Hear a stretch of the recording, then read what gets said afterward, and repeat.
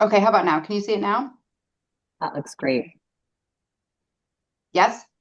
Yes. Okay, great. So I'll move us along quickly then, because I know we're short on time. With all of this information, we often have more information to share than the time allotted. Our journey at Monroe One started many years ago, like many other districts, when Partners in Restorative Initiatives brought this to our region. So in 2016, we engaged in this process, much like many of you, in small pockets across our organization. And then in 2017, joined the work of trauma-informed care, trauma-responsive care, and we embedded those two pieces. In 2019, we then took a really deep dive into looking at our vision and mission through our equity pillars. And through the work of equity, diversity, equity, inclusion, restorative practices, trauma-informed care, we always like to highlight our new logo, our inclusive logo for Monroe One. I did put the portrait of a graduate on here because it's important to emphasize that truly, as we look as students as they move into post-secondary vocational or college settings, really the work of culturally responsive framework and restorative practices, social emotional learning is at the center. So the great work that we're all doing is really being recognized and will be at the center of what we do moving forward as well. So I'll be focusing on a district implementation, and then I'll turn it over to Alexis to really focus on how this work gets implemented at the school level. Um, but at this earliest phase here, this becomes our intentional focal point is identifying, establishing a clear vision and commitment. You might consider utilizing a portion of your vision or mission that you already have in either your district or at a school level. Perhaps taking the district mission, asking people at the table, provide them with a definition of restorative practices and ask them to highlight what are the keys of our current vision and mission and how can we utilize this work moving forward. The vision that you create can be altered over time as you deepen your learning. So for us, what we've engaged in, our statement of belief is restorative practices build community and promote healthy relationships among educators and students in order to teach the social, emotional, and conflict resolution skills necessary to reduce conflict. We would encourage you to look at and keep your belief statement for 3 to 5 years and go through a cycle of review. Starting small and building gradually. This type of work we've seen all too often in pockets of glitter and silos across organizations. I used to believe that silos were great, and I still believe that the good work can happen, but it will happen with those in your district. Our suggestion now with implementation is by starting small is mostly taking small bites. So when we think about restorative practices, doing a campaign across your entire district of what does empathic listening look like, doing a campaign across your district of what does affective language statements look like. Peary just came out with a new recommendation looking at a 4-point process stating the observed behavior, stating your feelings, state the need, make the request. Because when we hear affective statements, just like restorative practices, sometimes people get really defensive immediately. And so we're just taking a different spin on it so that we can start small, but across an entire building or across an entire district, as opposed to really emphasizing those silos of greatness that are happening. We want to invest in foundational training. So look at the systems you already have in place.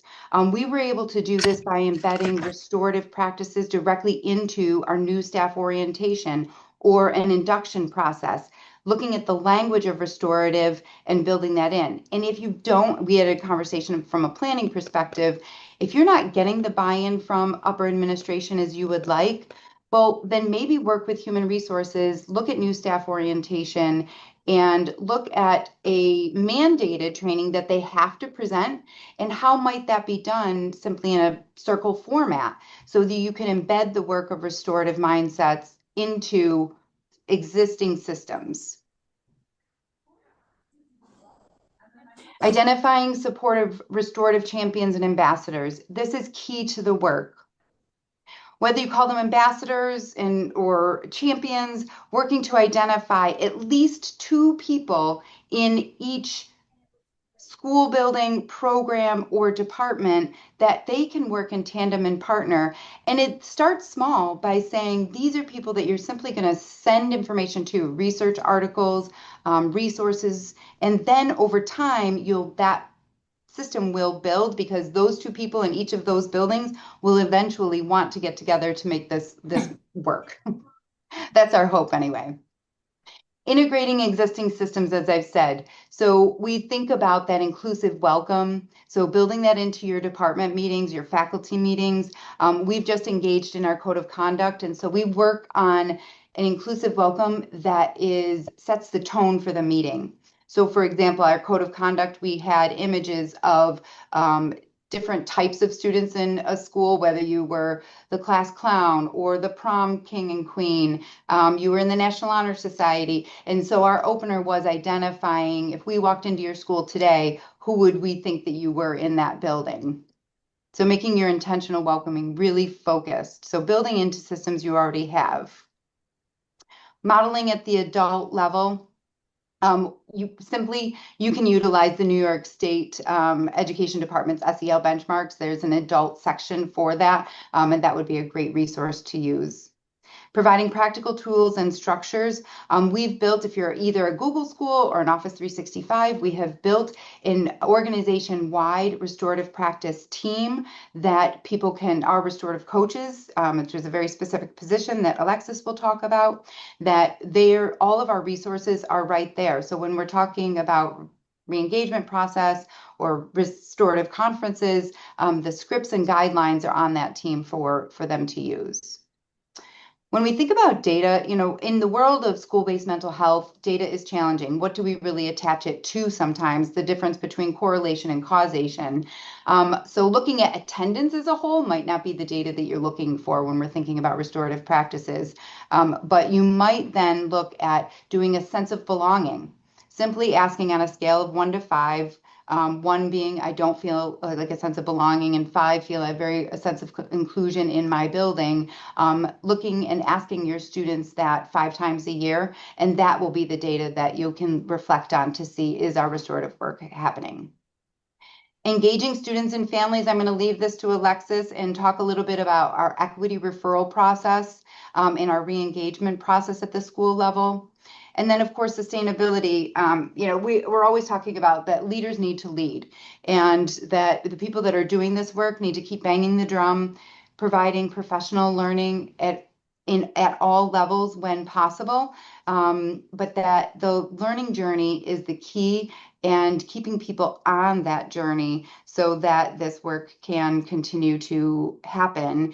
And once you get that support, and the students, when they share that they have a sense of belonging because of this work, I'm going to end with a quote from one of our staff members. That's when people will really take hold of this. So that's just a brief snippet of looking at the district level. I'm going to turn it over to Alexis now at the building level to share some of her work. And Alexis, just let me know if I'm not advancing the slides well enough. I can advance them for you. Perfect. I'll communicate, Greta. Don't you worry. Hi, everyone. I'm Alexis Graham. I'm a restorative coach at Monroe and BOCES, and Greta spoke to the district level implementation, and my position as a restorative coach focuses on that building level implementation of restorative practices. So working directly with staff to work on there and develop some of their restorative practices skills, and also to work with students, implementing some of our responsive and proactive restorative measures. I am going to speak a lot about the tiers of restorative practices. So I just want to let everyone know tier 1 is proactive. That's typically community building circles and academic circles. And just like any MTSS model, this is what all students are receiving. And tier 2 is proactive, but it's also for only some students. So we're solving problems in circle format before they become larger, significant problems, and we're having restorative conversations. And then tier 3 is a few students. Being in a Monroe and BOCES school, we do often target tier 2 and tier 3 interventions. So I'm going to focus on tier 2 and tier 3 for a couple couple of slides. Here we have two pictures of students who are participating in some restorative circle and restorative conferencing.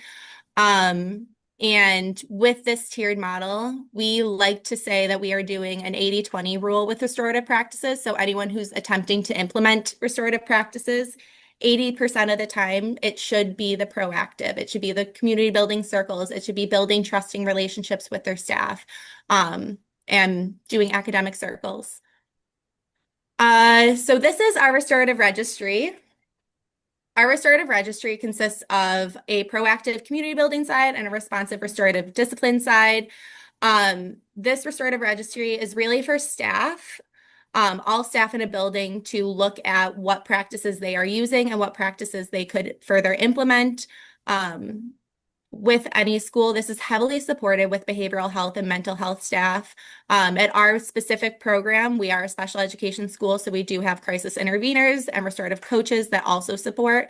But in general education districts and in public school districts, typically it's behavioral health, mental health, and any case managers or administrators. Our times that we're implementing these proactively, we're implementing them throughout the entire school day. Being a restorative focused program, it's super simple for us to implement it because it is part of our practice, part of our policy, part of our mission forward. However, as Greta was saying earlier, there are pockets of glitter. This is not always how our school was. There were times where people, singular classrooms, singular teams were working on this, and eventually people were able to see that restorative responses and restorative community building was what was helping people. I've circled 4 restorative responses on that right-hand side that are some of our top used responses when it comes to restorative discipline.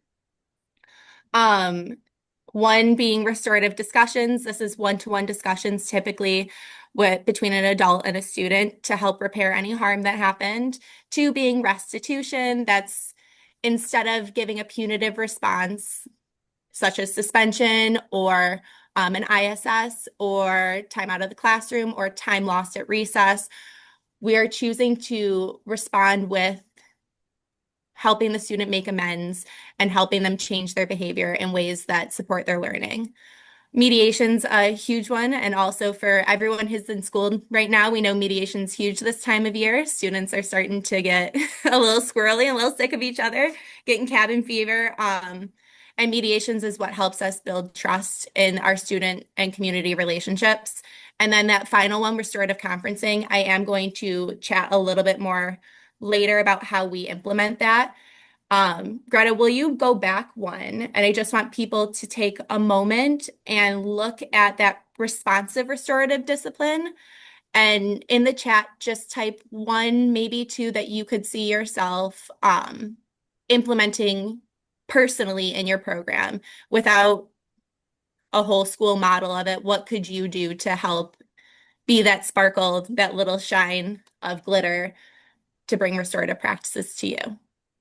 I'll give you guys 1 minute.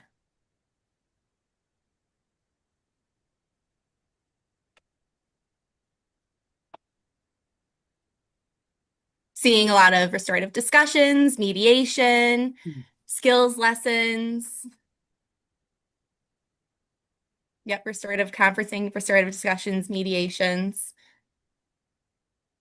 Beautiful. Yeah. We're gonna share, me and Greta will be able to share more strategies and resources at the end of this, but this is a great resource to look at what you are doing and what it might be useful to do more of. Okay, Greta. These are 2 sheets that can help people who are struggling to understand how restorative practices can support responses. A lot of people struggle with the mindset shift from traditional punitive discipline to restorative practices. So sorry, we have an announcement right now. But many educators, many people in schools, families, and communities all fear that restorative practices are going to take away consequences. I'm sure people have heard that before, heard that If you do restorative practices, they're going to go down, talk to someone, and come back with a lollipop. In our program, we're very far from that. Using these resources we have here, we've outlined some additional restorative disciplinary measures that are logical consequences that align to whatever the incident was. So we have students who, if have used discriminatory language, at Tier 2, we have those students you do a skill lesson and potentially do a research project on the discriminatory language they have used that has harmed their community, and present that to people that would typically team members, administrators, as an opportunity to learn more about the language that they're choosing to use and how it impacts others. So instead of traditionally a student having to get an ISS for using discriminatory language or get a suspension for using discriminatory language, we are following through with some education. And that disclaimer at the top of that form on the right says, please note you will find forms of suspension or expulsion on the list, but that's not to say it's not necessary. For a lot of districts, restorative practices is implemented in conjunction with traditional disciplinary measures and traditional codes of conduct. And that shift is not immediate and it is over time. So using these resources to help that shift start is how we got to where we will be, or how we are now. So restorative, I am going to hustle through these next few slides because we don't have a ton of time, but restorative conferencing and re-engagement is actually something that we co-developed with Peary. And this is when students are having suspensions or time out of the classroom. Instead of just taking that as the punitive response, we are making sure students are re-engaging in the classroom through a meeting.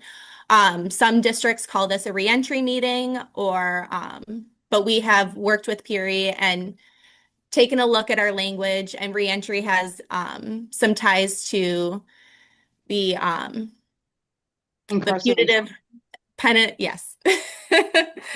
The police force and that sort of field. So we have looked at that and renamed it re-engagement. The purpose of a re-engagement meeting is not to drive home the point why the student was suspended, what the staff went through. The purpose of this meeting is to look at the student, the behavior, what they needed, and help them re-engage in the environment through an educational lens. The people who attend these meetings are typically the student. We highly recommend the family. We push that quite a bit at our program. Administrators and any connected support staff, we love to include a key member being the student's preferred staff. We want to make this opportunity not an additional punitive measure, but instead the measure that's going to be the educational piece, as the punitive measure and the consequence was already the suspension. We want to make this meeting itself educational and accessible for the student. We use a scripted circle format in our re-engagement meeting, so each person has equal say, each person has an opportunity to speak of their perspective, and our focus is the strengths and needs of the student. We are not rehashing the incident. And at the end of the meeting, we sign and develop a re-engagement plan that has clear action steps. Earlier this week, we had a re-engagement with a student where their action step following after was to meet with their counselor, discuss some coping skills and practice coping skills when these situations come about, and then to meet back and mediate with the student that they had a conflict with. Those action steps are really what makes this re-engagement restorative conferencing meaningful. And we always file our documentation and file that paperwork. So if anything occurs a second time, we are able to reference back what we already tried and what we could do moving forward. This piece is mainly for staff. These elements of restorative practices are essential to sustainability because restorative practices takes a lot of will, a lot of capacity from our adults. And with adults making a change, they need to be well supported as well. So we do 2 staff essentials. One is incident debriefing. If a large incident happens at our school that day, we call together the team members and walk through exactly what happened and then determine actionable steps moving forward. We also look at threat and risk assessments that need to be completed based on the incident. We determine exactly who is doing what. And then at that point, we determine if staff need additional processing. So the incident debriefing is heavily focused on fact and where we're moving forward, which for staff, that takes out the communication barriers that we get through email. And it takes out some of that, I'm not convinced people have heard me. So it provides a great communication structure for adults to feel heard and to get what they need. And then usually if we have a staff processing that helps support the vicarious trauma and the trauma impact of these significant incidents for our staff. It usually will occur the day after an event, and it's facilitated by someone who is not at all involved in the event. And this is a drain off of emotions. Provides staff that opportunity to vent, to appreciate someone, to connect with people who might be feeling similar feelings, similar emotions. And in our building specifically, this can be done with the entire team, whoever was there. And these are super meaningful to our staff. A lot of times our staff struggle to implement different initiatives because they are feeling unheard and they're not feeling like they have an impact on their environment. And incident debriefing helps them feel heard, and staff processing helps them process these significant incidents that all schools are experiencing right now. Last thing I just wanted to touch on was our restorative behavioral supports. So this is a mix of both restorative and behavioral supports that make up our school environment here at Monroe and BOCES. Tier 1 are those general skill instructions, restorative coaches, developing a warm, welcoming environment, things that come standard in a school building. Other things that Greta spoke to were effective language, community building circles. We also have similar trainings. Some people do CPI, some people do TCI, things that help us support students through a trauma-informed lens. And then additionally, tier 2, we have student support teams, which we have SS team. There are several names for these in other districts, several acronyms for these. We also have student leadership groups who are at this point in our program are able to be trained through PERI to be student leaders. PERI is a great connection for support with tier 2, developing tier 2 within your program. And tier 3, we have really finalized our re-engagement plan and our restorative conferencing to support our staff. Are there any questions in the chat for me at a building level? I think, Alexis, we'll hold on that just for a second. We're going to open it up to a large group discussion in just a moment. And so as we kind of close out this piece, as I mentioned, the work is challenging, and often the work we do in mental health, behavioral health, restorative practices, and discipline as a whole is 2 steps forward, 1 step back, 2 steps forward, 1 step back. We try to bring in our guardrails the best that we can, working with all of our other initiatives. But really here, as we close, is a highlight from one of our staff members. When I asked them, how do you know that this work is relevant and that it's useful in the school? And she wrote back and shared that I always say one of my mottos is our students, our neighbors, right? That our students are going to be here. And she said, I've witnessed powerful moments where students recognize that they are in a safe space for learning and understand their accountability in ways that support their growth. I saw a student guide appear through a life space interview, helping him process emotions, release tension, and repair relationships with staff by acknowledging that staff was simply doing their job. So when it's student to student connection and they are taking the work with each other, she said that watching that transformation was incredible. And these are exactly the moments that we strive for that are happening on a daily basis because we're building that common language and process across our organization from the district level all the way down to each grade level and each classroom. So with that, we thank you for your time. I know that's a brief amount of time. I'm going to stop sharing my screen now and I'll turn it back over to Allison.